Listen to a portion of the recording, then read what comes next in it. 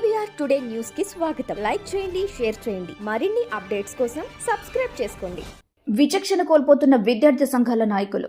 సంఘాల ముసుగులో విద్యార్థులు విద్యాలయాల్లో దౌర్జన్యం. కళాశాల సామాగ్రిని ధ్వంసం. మొన్న ఓ ప్రైవేట్ పాఠశాల, నిన్న ఓ ప్రైవేట్ మెడికల్ కాలేజ్లో ధ్వంసం చేసిన సీసీ ఫుటేజ్ నిదర్శనం.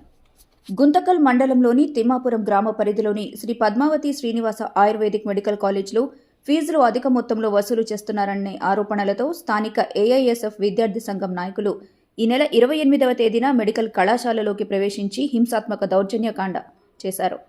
విద్యార్థులు సంఘాల పేరుతో సమస్యను శాంతియుతంగా నిరసనలతో అధికారుల దృష్టికి తీసుకెళ్లాల్సి ఉండగా తామే హీరోలుగా నాయకులు అత్యుత్సాహంతో చట్ట నిబంధనలు అతిక్రమిస్తూ ఆవేశానికి లోనై దాదాపు 12 లక్షల విలువ చేసే కళాశాల సామాగ్రిని ధ్వంసం చేసే సమయంలో అక్కడి సిబ్బందికి గాయాలు కూడా అయ్యాయని యాజమాన్యం తెలిపారు.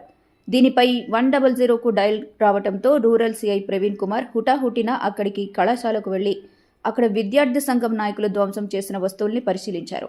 అక్కడే ఉన్న వెంకట్ నాయక్, వినోద్ కుమార్ను అదుపులోకి తీసుకుని కేసు నమోదు చేసి రిమాండ్కు పంపించమన్నారు. ఇక మిగతా వారు పరారీలో ఉన్నట్టు వారిని కూడా త్వరలో పట్టుకుంటామని ఈ సందర్భంగా సిఐ తెలిపారు.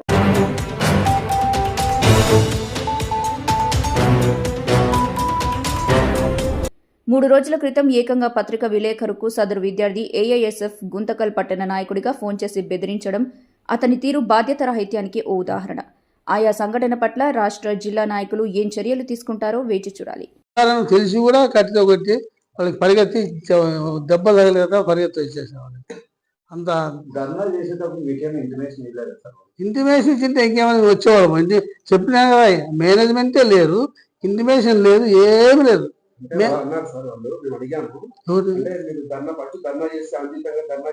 ఇంటిమేషన్ ఒక లెటర్ ఇవ్వాలి కదా. ఇంటిమేషన్ అంటే ఊరికే పేపర్ కలిసి మినిమం రాసిన లెటర్ అని ఇవ్వాలి కదా.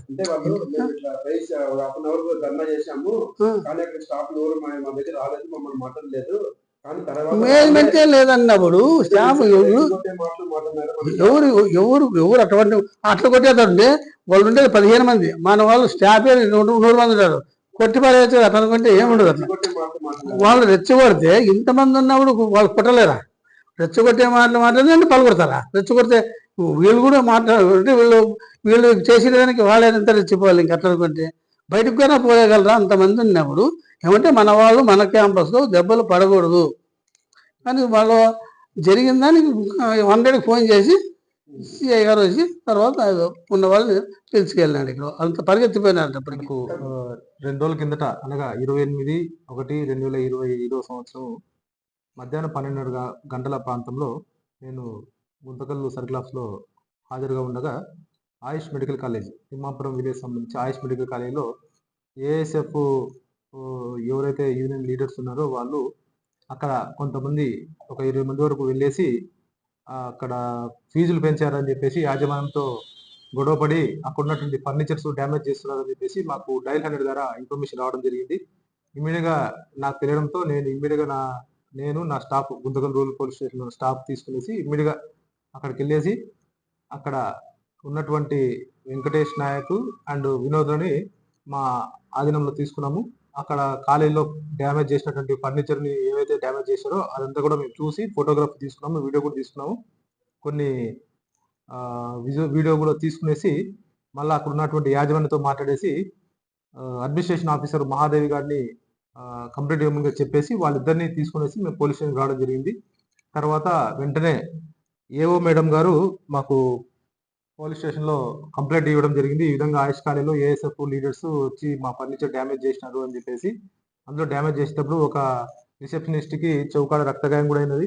వాచ్మెన్ కూడా చేతితో చెంపు మీద కొట్టినట్టుగా వాళ్ళు కంప్లైంట్ చేయడం జరిగింది. దాని మేరకు గుంతకల్ రూరల్ పోలీస్ స్టేషన్లో క్రైమ్ నెంబర్ 7/25 అని చెప్పేసి కేసు నమోదు చేయడం జరిగింది. నమోదు చేసిన తర్వాత అదే రోజు నా సాయంకాలము వాళ్ళని తీసుకొని వచ్చాం కాబట్టి ఇమ్మీడియట్గా మేము అదే రోజు కోర్టులో ప్రొడ్యూస్ చేసి వాళ్ళని రిమాండ్ చేయడం జరిగింది.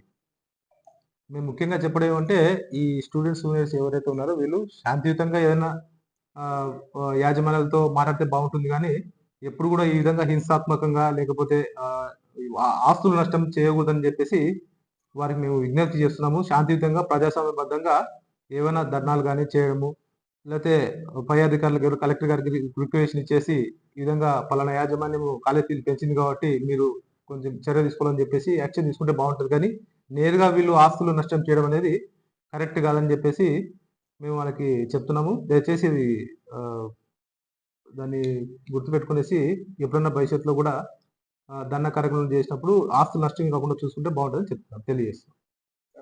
కూడా త్వరలో వాళ్ళు కూడా పట్టుకుంటాం. వాళ్ళందరూ ప్రస్తుతానికి పరాల్లో ఉన్నారు. ఖచ్చితంగా కేసులో ఎవరెవరైతే ఉన్నారో అందరినీ కూడా అరెస్ట్ చేసి రిమాండ్ చేయడం జరుగుతుంది. వాళ్ళు కంప్లైంట్ ఇవ్వడం సుమారు వాళ్ళ ప్రాపర్టీ నష్టం వచ్చేసి 12 లక్షలుగా వాళ్ళు నమోదు చేయడం జరిగింది. అద్దాలు, జిరాక్స్ మిషన్ కానీ, బయోమెట్రిక్ మిషన్స్ కానీ, వాళ్ళు సర్వర్ పెట్టుకున్నారు. ఆ సర్వర్ కూడా డ్యామేజ్ కావడంతో మొత్తం ప్రాపర్టీ లాస్ట్ 2 lakhs గా వాళ్ళు చెప్పేది డ్యామేజ్ మొత్తం కలిపి. బీవీఆర్ టుడే న్యూస్ కి స్వాగతం. లైక్ చేయండి, షేర్ చేయండి. మరిన్ని అప్డేట్స్ కోసం సబ్స్క్రైబ్ చేసుకోండి.